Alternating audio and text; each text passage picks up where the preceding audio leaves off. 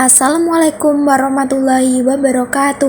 Halo teman-teman, sebelumnya perkenalkan nama saya Sofia Muna Adibah, NIM K712248 kelas 2C dari Prodi PGSD Kebumen, Fakultas Keguruan Ilmu Pendidikan, Universitas 11 Maret.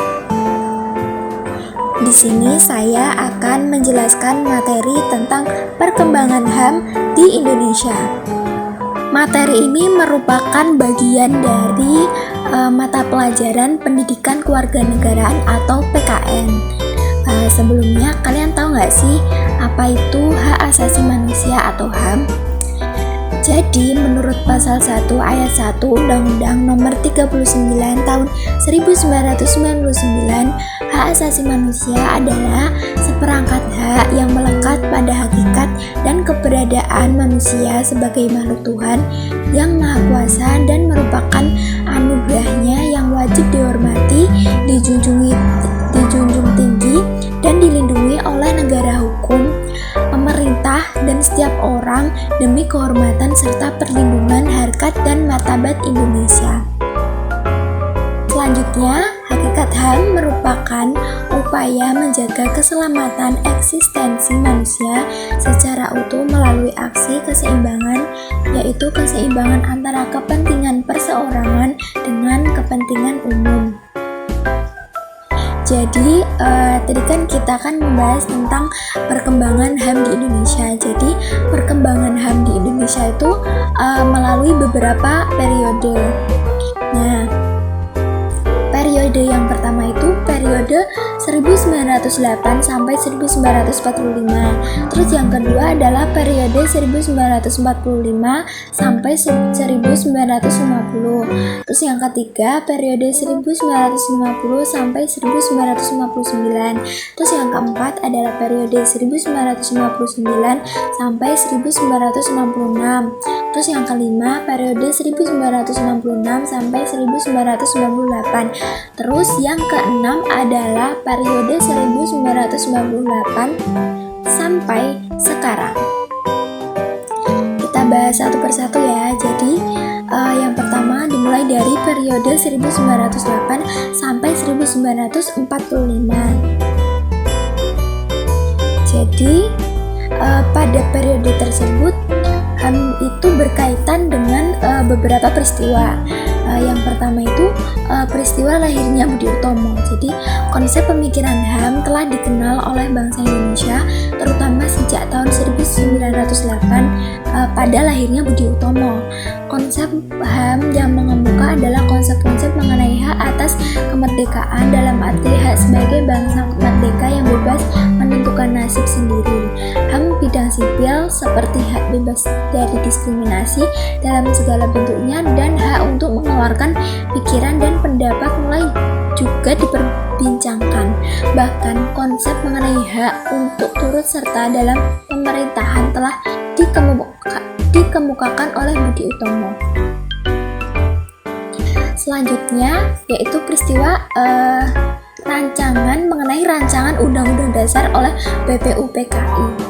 Perkembangan pemikiran HAM mengalami masa-masa penting manakala terjadi perdebatan tentang rancangan Undang-Undang Dasar oleh BPUPKI.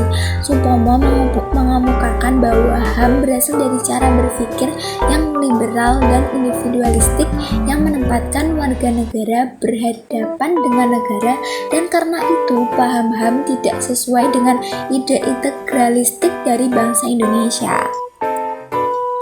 Debat ini muncul kembali pada pertengahan Juli 1945.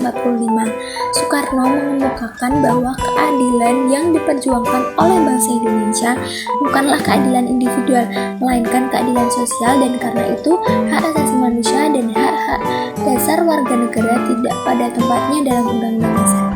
Sebaliknya, Muhammad Hatta dan Muhammad Yamin memperingatkan bahwa bisa saja negara menjadi negara kekuasaan, dan karena itu hak-hak dasar warga negara perlu dijamin.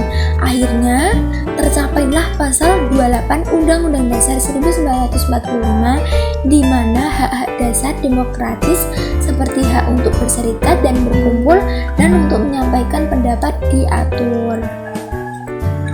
Baik, terus yang selanjutnya adalah periode 1945 sampai 1950. Jadi periode ini merupakan periode awal kemerdekaan ya. Jadi HAM itu berkaitan dengan peristiwa awal kemerdekaan.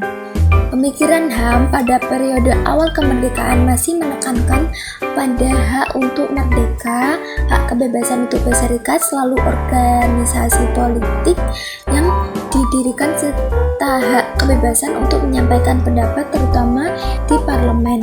Hal terpenting dengan HAM adalah adanya perubahan mendasar dan signifikan terhadap pemerintahan dari sistem pemerintahan dari sistem presidensial menjadi sistem parlemen. Nah, selanjutnya adalah periode 1950 sampai 1959. Periode ini merupakan periode masa demokrasi parlementer. Jadi HAM itu juga berkaitan dengan pemikiran demokrasi parlementer, yaitu pada periode 1950 sampai 1959 dalam rangka perjalanan negara Indonesia dikenal dengan sebutan periode demokrasi parlementer. Pemikiran HAM pada periode ini mendapatkan momentum yang sangat membanggakan karena suasana kebebasan yang terjadi, semangat demokrasi atau demokrasi parlementer mendapatkan tempat di kalangan elit politik. Selanjutnya juga berkaitan dengan masuknya HAM pada batang tubuh Undang-Undang Dasar. Nah, pada periode ini itu yang pertama terjadinya semakin banyaknya tumbuh partai politik dengan beragam ideologinya masing-masing. Yang kedua, kebebasan pers sebagai salah satu pilar demokrasi betul-betul menikmati kebebasannya. Terus yang ketiga, pemilihan umum sebagai pilar lain dari demokrasi berlangsung dalam suasana kebebasan, fair dan demokratis. Yang keempat, parlemen atau Dewan Perwakilan Rakyat sebagai representasi dari kedaulatan rakyat menunjukkan kinerja dan kelasnya sebagai wakil-wakil rakyat dengan melakukan kontrol atau pengawasan. Terus yang kelima adalah wacana dan pemikiran tentang HAM memperoleh iklim yang kondusif. Nah, dari semua pernyataan tersebut ya, jadi ada satu hal penting, yaitu adalah bahwa semua partai dengan pandangan ideologis yang berbeda-beda sepakat bahwa HAM harus dimasukkan ke dalam bab khusus yang mempunyai kedudukan sentral dalam batang tubuh Undang-Undang Dasar. Nah, selanjutnya adalah periode 1959 sampai 1966. Pada periode ini merupakan periode demokrasi terpimpin. Jadi HAM juga berkaitan dengan demokrasi terpimpin. Jadi pada periode ini sistem pemerintahan yang berlaku adalah sistem demokrasi terpimpin sebagai reaksi penolakan Soekarno terhadap sistem demokrasi parlementer. Pada sistem ini kekuasaan terpusat dan berada di tangan presiden. Di bawah naungan demokrasi terpimpin, pemikiran tentang HAM dihadapkan pada restriksi atau pembatasan yang ketat oleh kekuasaan sehingga mengalami kemunduran sebagai sesuatu yang berbanding terbalik dengan situasi yang pada masa demokrasi parlementer. Nah, memasuki periode 1966 sampai 1998. Nah, ini pada periode ini HAM juga berkaitan dengan pemberontakan G30 SPKI yang diikuti situasi chaos. Pemberontakan G30 SPKI tanggal 30 September 1966 yang diikuti dengan situasi chaos mengantarkan Indonesia kembali mengalami masa kelam kehidupan berbangsa. Presiden Soekarno mengeluarkan Super Semar yang dijadikan landasan hukum bagi Soeharto untuk mengamankan Indonesia. Masyarakat Indonesia dihadapkan kembali pada situasi dan keadaan di mana hak asasi manusia tidak dilindungi.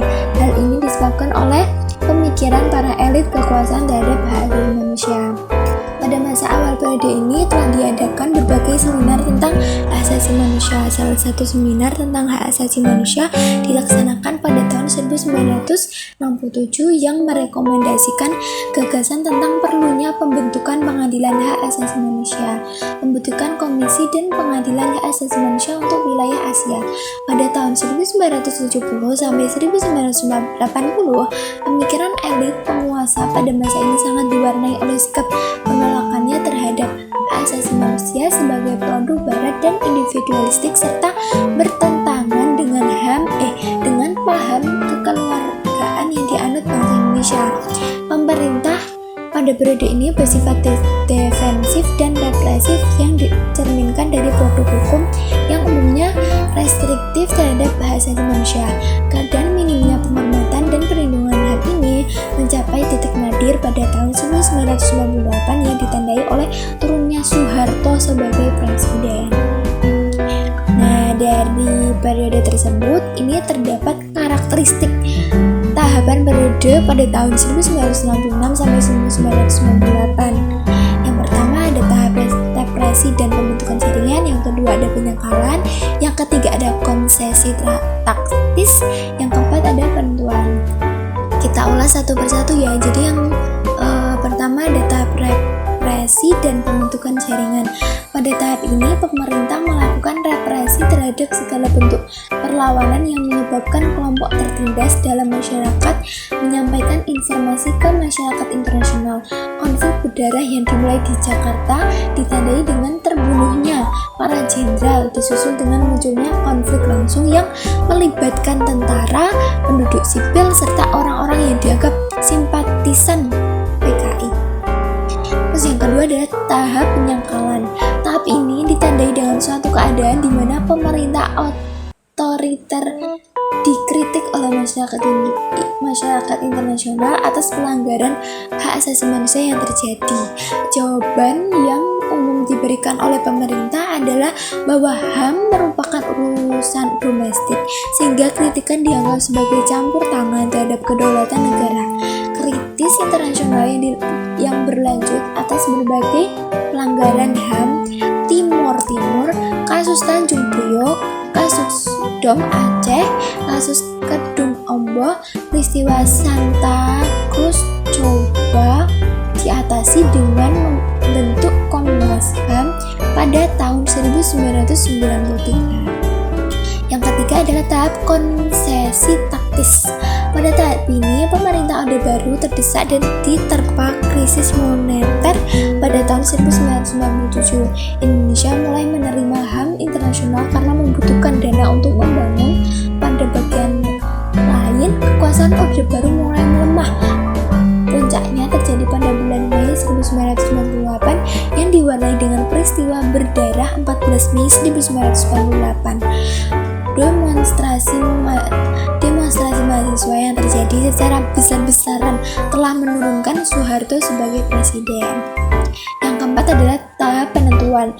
Banyaknya norma HAM internasional yang diadopsi dalam peraturan perundang-undangan nasional melalui ratifikasi dan institusionalisasi. Beberapa kemajuan dapat dilihat dari berbagai peraturan perundang-undangan HAM, yaitu diintegrasikannya HAM dalam perubahan Undang-Undang Dasar 1945 serta dibentuknya peraturan perundang-undangan hak asasi manusia. Dan selanjutnya adalah periode 1998 sampai sekarang. Strategi penegakan HAM. Strategi penegakan HAM pada periode ini dilakukan melalui dua tahap. Yang pertama, tahap status penentuan dan tahap penataan aturan secara konsisten. Pada tahap penentuan telah ditetapkan beberapa penentuan perundang-undangan tentang HAM seperti Amandemen Konstitusi Negara atau Undang-Undang Dasar 1945, ketetapan MPR atau TAP MPR, selanjutnya Undang-Undang atau UU, selanjutnya peraturan pemerintah dan ketentuan perundang-undangan lainnya. Baik, sekian pembelajaran mengenai perkembangan HAM di Indonesia. Terima kasih sudah menonton. Jangan lupa like, comment, and subscribe. Dadah. Wassalamualaikum warahmatullahi wabarakatuh.